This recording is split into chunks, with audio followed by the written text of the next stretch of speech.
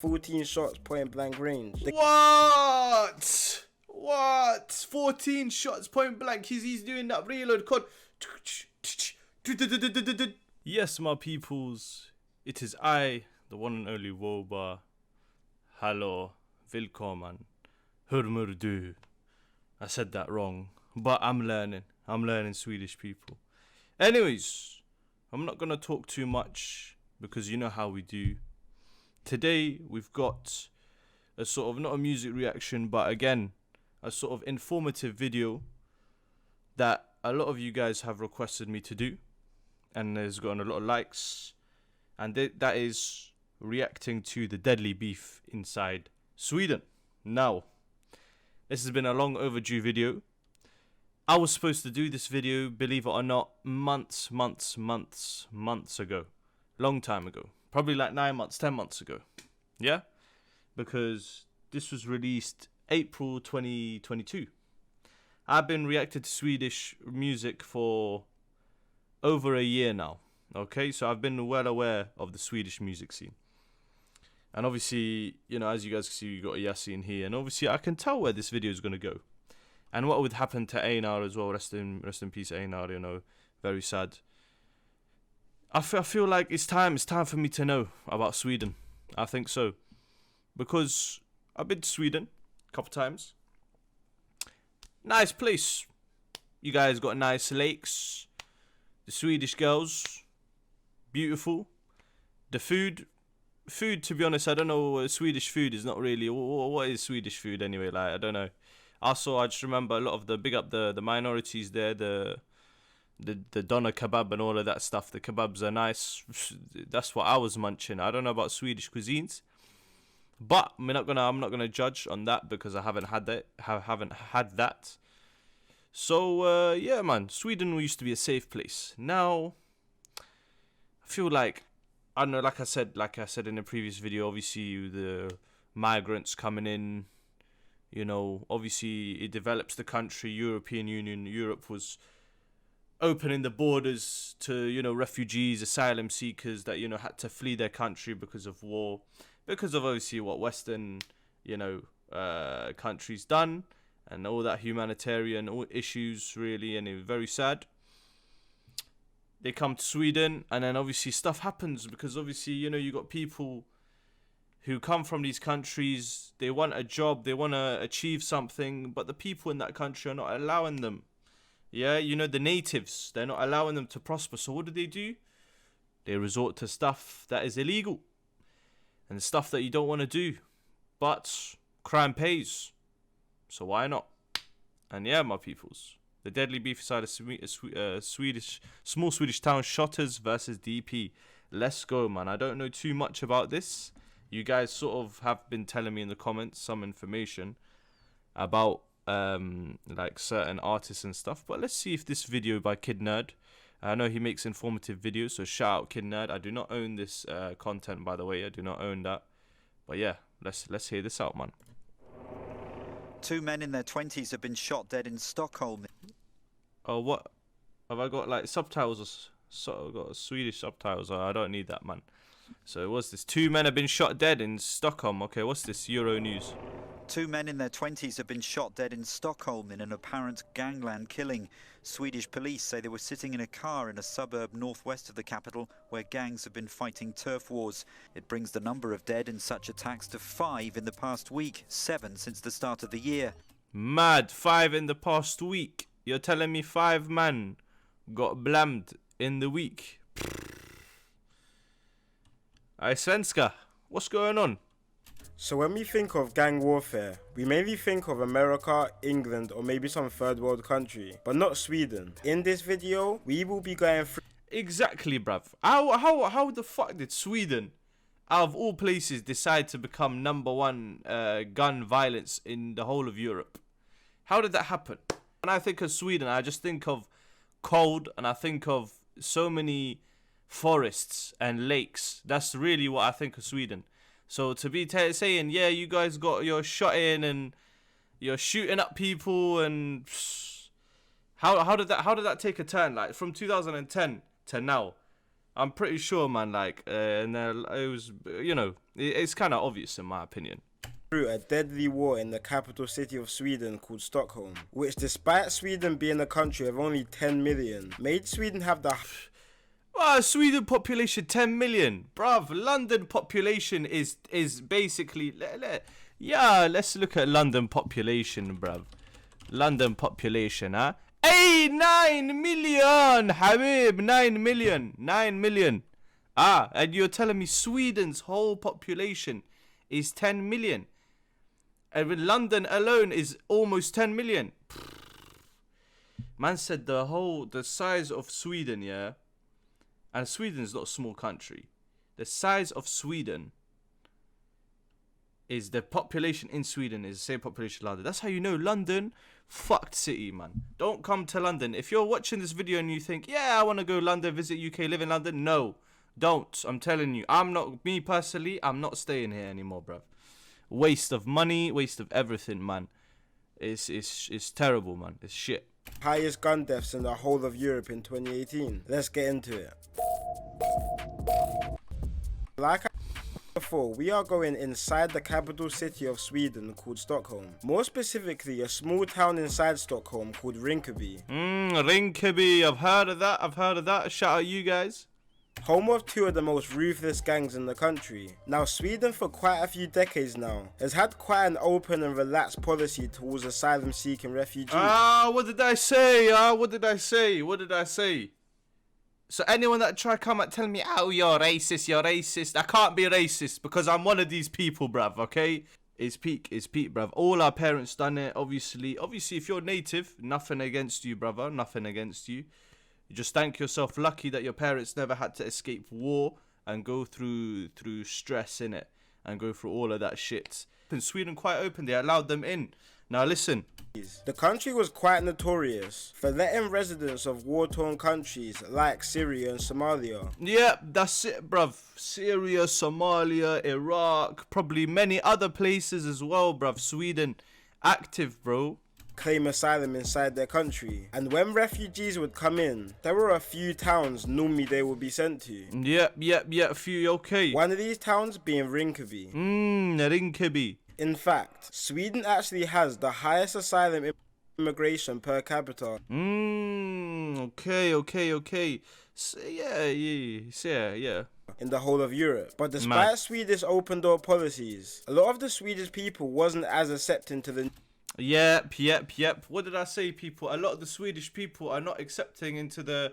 You see what I mean? You know what? Look, I don't blame them. Let's not be judgmental here. You know what? The Swedish people themselves, I don't think they had any business to do with any war in Somalia or Syria or Iraq or Sri Lanka or whatever. You know, like all the these. If you know about history, I know I like history. So, I don't think Sweden had any involvement in Middle East or Africa or Asia or anywhere in the world, And then, of course, you get all of a sudden this huge influx of refugees coming into Sweden. Of course, the native Swedish people aren't going to be happy. You think the native English people here in this country are happy that there's Bengalis all over East London? No, they're not, bruv. Okay? There's more Bengalis than there are English whites. Okay? Imagine in their own country. Just imagine if you're a native. So I don't blame them, to be fair. But at the same time, Sweden opened their borders for refugees. Why? Because they want more diversity. They want more they could do jobs. The refugees could do jobs that the Swedish people don't want to do. You know what I mean? Like, look at the care homes. I think there's a lot of refugees that work in care homes. I know. Or asylum seekers, whatever you want to call it, or those that fled from war and have lived now and established their life.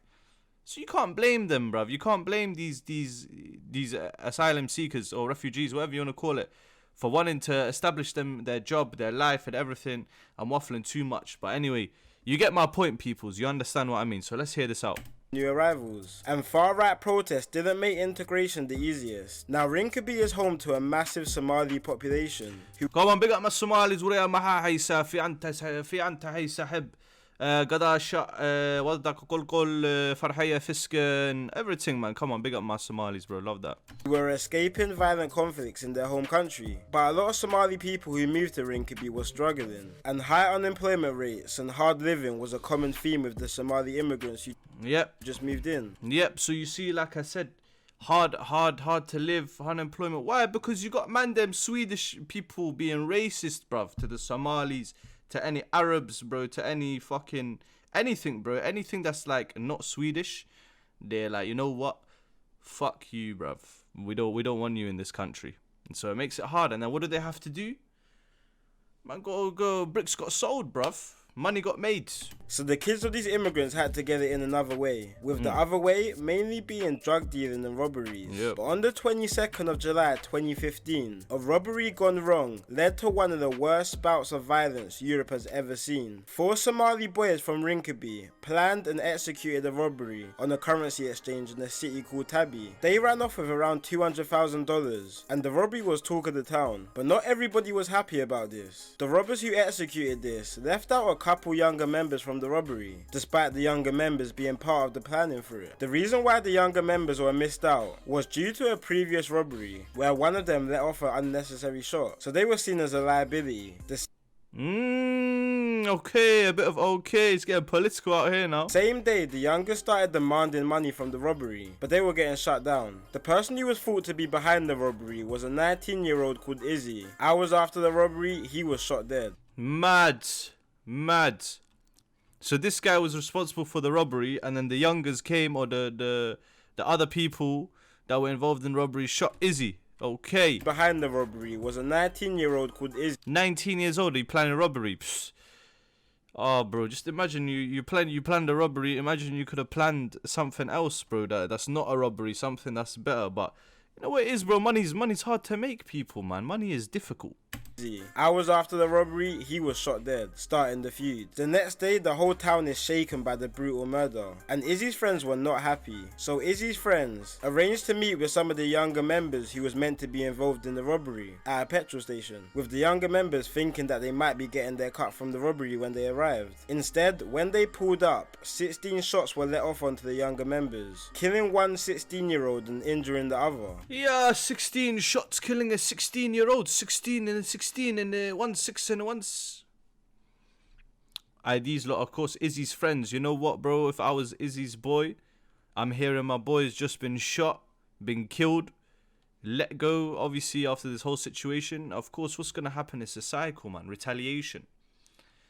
You know, if your best mate is just been killed, bruv, what are you going to do? You're just going to sit there and mourn the death. You're going to go back out for revenge. So this is where it begins. Creating a big divide in the town between the younger and older Somali group of friends, with only 2 to 3 years separating them, with the older group who supported Izzy later calling themselves Shottaz. Okay, Shottaz. Obviously, if you know what Shottaz means, then you know what Shottaz means. I don't need to talk too much. And the younger group calling themselves DP or Death Patrol, you know. That sounds like a tapped name. Rinkaby is a small town, real small, with less than 20,000 people living there, and a lot of the Somali community already knew what was about to happen. Yeah, bro, Rinkaby is looking like Hammer, bro. With some of the kids even relocating quite fast after these 2 days of carnage. But for a while, it wasn't looking like a big issue inside the town, with only little spouts of arguments and fistfights, but no one was getting killed at this point. In Somali culture, there's something called blood money, where the families of the deceased get together with the families of the murderers. What? I didn't even know that, bruv. I didn't even know that, and I've chilled with enough Somalis and what? Blood money? What? So you're saying when in the culture you what? Something called blood money, where the families of the deceased get together with the families of the murderers. That's mad. Families of the deceased get together with the family. Why? Why would you do that? Like, maybe, I guess it's to piece it out. But, bro, I don't think that would work, man. And discuss to pay a price for the murder. Oh, to pay a price for the murder? No price is gonna bring back my son, if that's what Hoya is saying, bro. No, what do you mean pay for the murder? The two families of the murdered got together, but couldn't agree on the blood money ritual. But they did plan to have both of the murdered to be buried next to each other. Okay. To show some unity between the two. Okay, fair enough. You know, I respect it. You gotta respect. You gotta put the death like in the past. Then you gotta move on. You gotta just be unity. But I don't know how people would be able to move on from that. It takes a lot of mental discipline to move on from that. But this piece was cut short on the 2nd of December 2016. A member of the Shottaz gang called Indiana was visited by his brother who was living abroad in university. Indiana and his brother were spending some time together before his brother had to go back to uni, so visited the local cafe to get some food. Out of nowhere, two masked gunmen from the Death Patrol ran into the cafe and started letting off shots. The two brothers tried to escape, but got trapped inside the washing room and both were shot to death. Oh my! Despite the brother not even having any affiliations, just being on a quick break from uni, this caused outrage and Nah, that's peak, bro. That's peak, man. How did that even, like, was it a setup? You're telling me him and his walalo are just chilling in the cafe, and bro, the brother has got nothing to do with anything, bro. He just came from studying abroad. Maybe he studied abroad in UK, who knows? He's in the cafe, just trying to eat onto, that's it, munch. All of a sudden, but you got two masked like me, bro. Like, oh, they're probably fully masked up, gloves, everything's covered. Shooting both the brothers dying. Oh, can you just imagine what the family would be like, man? That's so sad. Most everyone from the small town. Of course, that's gonna piss everyone off. Town of Rinkeby to pick one side, Shottaz or Death Patrol, and the beef starts to intensify. December 31st, the man is shot in his car that is linked to the Death Patrol gang. He's shot 4 times in his legs, but left with non-life-threatening injuries. Next day, another man from the Death Patrol side is shot. This time he dies, lying on a residential street with a shot to the head. At this point, police are fed up, and so are the Swedish nationals. And the far-right movement in the country starts to grow, with protests storming throughout the country, with Swedish nationals wanting immigration to stop inside their country. On the other side, the immigrant population of Rinkeby were also not happy. They believed they were being targeted by police, and were starting to be unjustly dealt with. Early in 2017, but that's true though. An alleged violent drug-related arrest near a metro station left the residents of Rinkeby to have enough. What, bro? This is crazy, you know. Hold up. The drug-related starting to be unjustly dealt with. Early in 2017, an alleged violent drug-related arrest near a metro station left the residents of Rinkeby to have enough, and large riots started storming throughout the city, which led to looting, arson, and even fights towards the police. 3 people were injured and 2 arrested. This came days after the former President Trump let off a speech towards a migrant crisis in Sweden, saying immigration is a big factor towards the violence which is taking over the country. You know what, man? Immigration, it's like I was saying, immigration. So Trump saying immigration is a big factor. You know what? I don't want to say that's wrong, because it is partially correct, but I don't want to say that's right. I think it's 50-50, like I said. I think the immigration, obviously, you know what, like, they obviously, they don't want to do these type of behaviors. It's not like they want to do that. They just came here to settle their life, get jobs. But like I said, imagine you're not a native, first of all. You're a minority, yeah. You're coloured or whatever. They look at you, be like, yeah, he's not Swedish. Now, like, what are the chances of you getting a job between a Swedish man and an immigrant? The immigrant might have some qualifications, but the Swedish man looks more presentable, more professional, more, I don't know, you know, whatever bullshit these people do, because believe me, I've experienced it as well. I applied for so many jobs. I don't get any reply, bruv. I was living out of London in Badiot, bruv, countryside areas. It was tough, man. It was tough. And, like, you're forced to do things, yeah, you know, like I said, these lot do drug dealing. Bro, I don't blame them. I don't blame them at all. You can't judge, man. You can say, yeah, it's bad, it's haram, it's all of that stuff. Yeah, of course. Well, what have they got? What have they got left to do, man? If the system itself, they're struggling, bro. Like, they're literally the people in that country, like the natives, are not giving these guys a chance to show like their thing. So of course riots are gonna happen, man. I don't blame them. But then again, immigration did bring some, characteristics that these people probably have seen in the past, and bring in and all that kind of stuff. So it's a difficult one, It's I side with these people, The country was starting to get split in half, with integration between Swedish nationals and migrants as bad as ever, with areas like Rinkeby even being called no-go zones from nationals and the press, and Islamophobia and racism on I don't blame the way up. But this didn't slow down the beef in the area, and it was the 8th of January when the Death Patrol gang struck again, this time in a pizza shop, when Hamza Abdi, a member of the Shottaz gang, was shot twice in the head. The shooting was caught on surveillance, and the police was desperate to find the killer, but it was seeming like this would be another unsolved case for the Swedish police, until 2 young boys were caught doing a robbery 2 months after the killing, one of these boys being a 16-year-old called Shaki. After they were caught by the police, they raided Shaki's house, where they found the same gun and clothes which were used in the murder of Hamza Abdi the month previous. They also matched Shaki's body type to the body type of the shooters. Now, Swedish sentences and prisons are very light compared to the rest of the world. Sweden has quite a different type of a prison system to most countries, and they focus more on changing and helping the prisoners instead of punishing them. I've heard about that on these Scandinavian countries. Their prison systems are nice. Like, the prison rooms look like uni accommodations, and it actually works with Sweden having the lowest reoffending rate in the whole of Europe. So even despite bro, that is nice, bro. That's a whole yard. That's literally a uni accommodation, bro. You got a phone there, you got a kettle, you got a bed, you got a lamp, you got a desk, you got a chair, they treat you nice, man. That's nice. You should see it in America, bro, or UK, man. Shaki committing a murder, he was only sentenced to 3 years in the youth care unit. I'm not really sure how this really works. 3 years for shooting someone? What?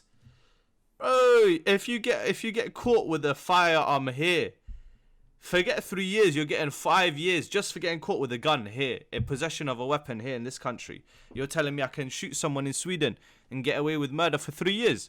I'll happily do that. Because it would only make sense that having such light sentences would make people not really care about committing crimes. But on the other hand, I guess if you focus more on helping and educating the criminals, who more time probably had a harsh background, they'll have new skills and a new outlet to come out on. But with Shaki, this wasn't the case. He wanted to get out. So Shaki was on day release when he went out to a shopping mall accompanied by 2 guards. But also in the shopping mall was 2 of Shaki's friends waiting for him. Once they spotted Shaki, the 2 boys started threatening the guards and then escaped with Shaki, and they were on the run for months. Bro, why did this Shaki guy do this, bro? Why did he was just out on his day thing. These man just done a escape from prison El Chapo style, bro, except they done it bait, man. They just walk in, bait face, bro. Look, a bait face, and they just tell him, yeah, Kale, come, we're getting out of here. Quick, Woabah, let's go. Come on, man. A nationwide manhunt was out to find Abdurazak, convicted of murder, was given leave and escaped. And many members from the Death Patrol gang got raided, but there was no luck. Until a basement outside Stockholm was raided, and 2 members of the Death Patrol and Shaki was all found and arrested. Oh, they must have got peak convictions, bro. You're escaping prison, and with Shaki being sent back to serve his sentence. But on June the 25th, 2019, Denmark was subject to something that no one expected. So 3 members of the Shottaz gang arranged to meet a Norwegian musician to network and make some tracks together. So they took a 7-hour drive from Stockholm to the capital city of Denmark called Copenhagen to meet up with a musician. But what they didn't know was that the musician had actually led the 3 Shottaz members into a trap. Oh yeah, these are Shottaz members. I forgot. I apologize. These man Shaki and them 2 man are Shottaz, bro.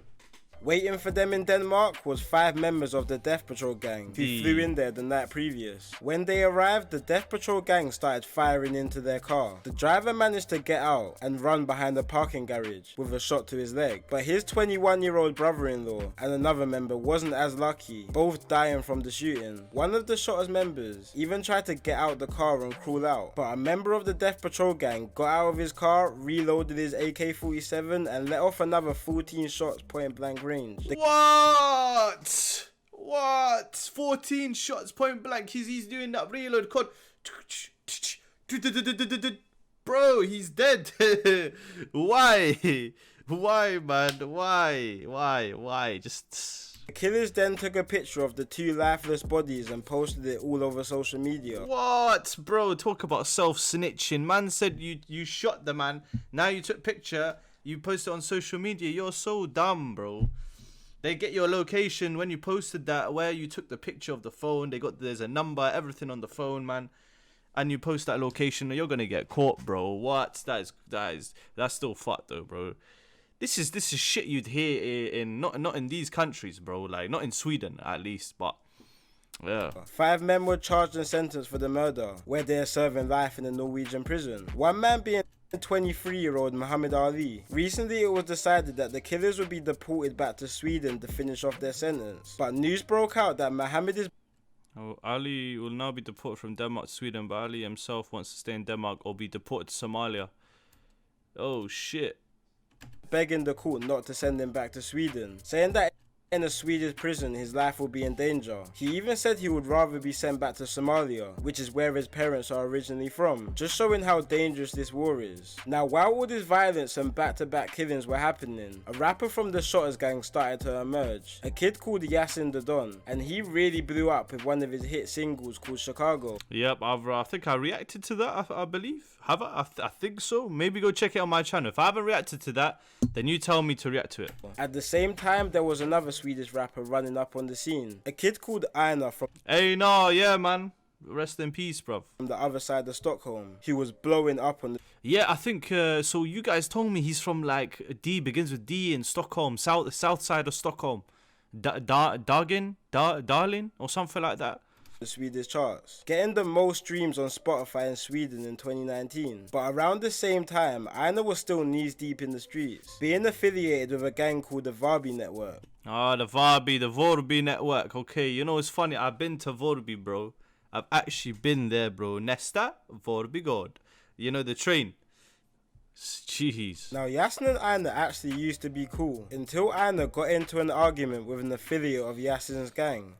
So Einar and Yasin used to be cool until Einar got into an argument with an affiliate of Yasin's gang. That's what he's saying. He used to be cool until Einar got into an argument with an affiliate of Yasin's gang. Another big rapper in the city called Havel. Okay, so this is what you guys were telling me. All right. After the argument, Yasin, Havel and Einar would make slight disses towards each other until Havel invited Einar to an apartment to squash the beef. When Einar pulled up to the apartment, Havel and others kidnapped him. Okay, this is what happened. Han vagade in kolla upp mannen vid hande Studio Bandit. Oh, that's a diss, man, because Studio Bandit is what he used to call himself, Rinkeby. So they kidnapped him, tying him up and holding him hostage in an apartment. During the kidnap, Havel stole his watch, his chains, and held him for £100,000 ransom. The gang even forced Einar to wear female underwear and took numerous pictures of him in embarrassing positions. Oh, that is peak, bro. That's peak. All this because of an argument, bro. But I thought these men were cool. Like, why? What was the argument about? What I don't understand. Is it money related? Like, what? I don't get it. Havel and his gang threatened that if Einar didn't pay the ransom money, that they would release the pictures. But Einar refused to pay, so the pictures were posted all over social media. At the same time, Swedish police were starting to crack down heavy on Stockholm gangs. And once the pictures got released, they wanted to make examples out of Yasin and Havel. Same time, Swedish police were working with other countries on a crackdown of an encrypted network called EncroChat, which was a network where normally criminals would discuss illegal activities on an untraceable server, until the server was hacked by international authorities in 2020. During this hack, Swedish authorities managed to track messages sent by Yasin on the plot to kidnap the rival rapper Einar. Okay. Yasin originally plotted to lure Einar to a recording studio where they would have captured him, but Havel beat him to it. Both Yasin and Havel were both arrested for the kidnapping, with Yasin sentenced to 10 months and Havel sentenced to 2 years. Mad. But the court wasn't happy and wanted longer sentences. But to do this, they needed Einar to testify against them at court. Several months later, Havel's little brother is shot and killed. Okay. Dara. And Einar was the Dara. It's all coming back to me, peoples. It's all thanks to you guys. I love you all, man. The Swedish. Big up the Swedish, the fans, bruv. You guys told me Dara was Havel's brother, little brother that got killed, and then the whole beef and all of this. Yeah, man. Yeah, man. And my knowledge is getting more. I love it. number one suspect for this, but they had no evidence against him. His brother is shot and killed, and Einar was the number one suspect for this, but they had no evidence against him. But regardless of this, the court was still persistent on getting Yasin and Havel's sentence increased, but Einar was still refusing to testify. Einar wasn't gonna snitch. That's why he never didn't want to testify. He didn't want to snitch, bruv. Imagine, because if he snitched, he'd be having worse case for him, bruv. So he's probably out there at that time enjoying. He's like, yeah, Yasin Havel locked up. I can do my thing. The police set up a false pickup from Einar's apartment, so he'd have no choice but to go to court. That same night that decision was made, Einar was shot dead with 1 bullet to the head and 2 to the stomach. No one knows the exact motive for the killing, but generally people think that it's because Einar was about to testify on the kidnapping. Mad. What? The shooters released videos on Snapchat just before the murder, with masks and the same Glock that was used for the murder. After the shooting, the killers released another video playing one of Einar's songs in the background, with the caption 1-0, but still no one's been charged for the rapper's death. Yasin has since been released from prison for the kidnapping, but the feds still have him under investigation and could possibly re-arrest him for more serious charges to do with the kidnapping. He's also still a potential suspect for a murder on one of his own gang members that took place on New Year's Eve 2019. Bro, what's going on, bro? How are you? You're murdering your own gang members now. What? Suspect for a murder on one of his own gang members that took place on New Year's Eve 2019. A 20-year-old Shottaz member called Vincent was shot dead in the back of a car in the early hours on New Year's Eve. In the car was 4 other Shottaz members, including Yasin. In the hours before, Snapchat footage shows Yasin and Vincent eating at a restaurant just moments before the murder. There was even footage of other members in the car giving Vincent a present. Police believe this was all recorded to try and cover up the Shottaz members' motives for the killing. Straight after the murder, Yasin booked the first morning flight to London, but was arrested shortly after. Evidence shows that the shot was fired inside the car, and once they detained Yasin, they also found gunpowder particles on his clothes. Police... Oh my, that forensic science, you see that, bro? That's why you gotta change your clothes when you wind out the window and lay it off one time, gun residue, gotta cut my nails, everything. Say a possible motive for the murder was that Vincent had been getting closer with another gang in the area, but for now, Yasin and other members have all been released due to lack of evidence. Anyway guys, I hope this gives everyone a bit of insight into in the comments what you want me to cover next. Bro, first of all, shout out Kidnad, because this was a very informative video, I can't even lie, man. Very informative. But bruv, wow, mad. Just imagine your parents move across the world to live a better life, but in reality they live a worse life because their children are getting killed on the streets of Sweden, Rinkeby, whatever. Imagine Sweden, like I said, peaceful place, everything, bro. Mad, really, yeah, crazy. It's only in the last 7 years as well, all of this is happening, but mad. Obviously with Einar, that's crazy that the police decided we're gonna make a false pickup that same night. They made a decision to go pick him up, and then they find out he's been killed and shot. Peoples, this is interesting. Got me moving like a detective now. I want to know what happened. Why did Einar really get killed? Was it because he owed people some money? Was it because he was about to maybe testify in court and they were scared? They didn't want him to testify? Was it something else? Did Einar sleep with another, was there a girl involved? We don't know, people. We don't know, man. So let me know in the comments down below. I'm interested. I'm involved, bruv. I'm involved. Not fully in the beef, but I want to know, what's going on? Shottaz, Death Patrol, mad. Then you got Vorby Network, Varby, whatever you want to call it, the A with the O on it. Bro, mad. It's mad. Sweden, you know, you never expect it. You never expect it. But now my knowledge of Sweden is gone up. Obviously, shout out you guys as well in the comments for always telling me stuff and all this information. I knew about, obviously, Haval's little brother got killed. Einar getting killed, of course. I remember that day. All of these things. But it's just crazy to think because I just started reacting at the same, like, Swedish rap. And you're just getting active. And then, boom, all of this. And crazy, man. Sweden, you know. That is mad. I got to be careful if I go to Stockholm now. I'm not trying to get M'd off, bro. Like, no chance. But anyways, my people, it's been a long video. I'm sorry for dragging it out, man. I hope you guys have enjoyed this reaction. Let me know in the comments down below what I should react to next. I'm open to anything, so let me know. Slap some comments on. And, of course, love you all, man. Make sure you follow my socials. They'll be on the screen right now. Up there, go check them out. Go follow my Instagram, my TikTok. Stay updated.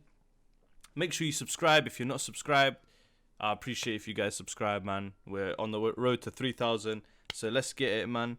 And yeah, my peoples, it has been I, the one and only Woabah. I don't know how to say goodbye in Swedish, but we'll just say goodbye for now. I'll see you guys in the next reaction. Take care.